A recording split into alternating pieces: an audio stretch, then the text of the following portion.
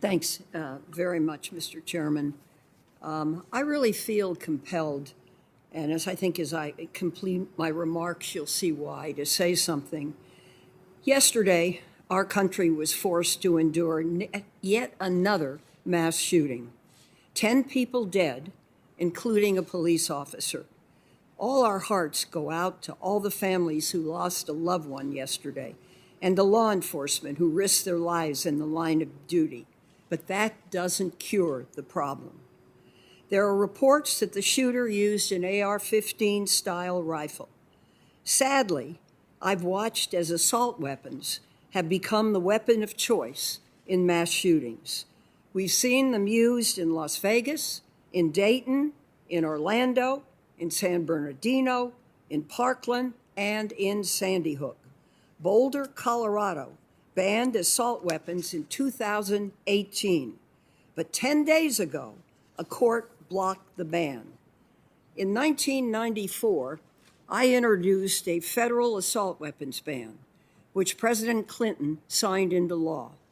A 2016 study showed that compared with the 10-year period before the ban was enacted, the number of gun massacres between 94 and 2004 fell by 37%. And the number of people dying from gun massacres fell by 43%. Unfortunately, the ban expired in 2004, and in the 10 years after, there was a 183% increase in massacres and a 239% increase in massacre deaths. During the campaign, President Biden pledged his support for legislation to ban the manufacture and sale of assault weapons and high-capacity magazines.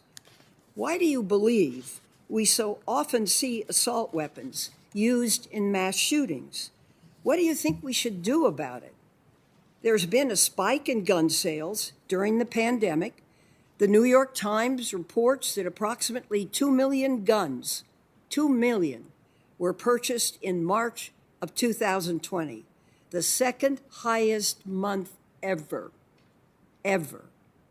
Similarly, Politico has reported, and I quote, in March 2019 and February 2020, the NICS system blocked about 9,500 and 9,700 respectively. But in March 2020, it blocked more than double that amount, a whopping 23,692 gun sales. I am so concerned that the rise in gun sales and the increased pressure being put on the background check system. I'm also concerned about the number of people who have guns but would not have passed a complete FBI investigation. So the question is, what are we going to do about it? These things are not going to stop, members. They're just not. I sat here for a quarter of a century listening. They don't stop. And if you give people the ability to easily purchase a weapon that can be devastating to large numbers of people, some of them will use that under stress or for whatever reason, I don't know. But this doesn't make sense. Mr. Chairman, I really hope we can do something about it. I have 35 co-sponsors on a renewed assault weapons ban that's in this committee.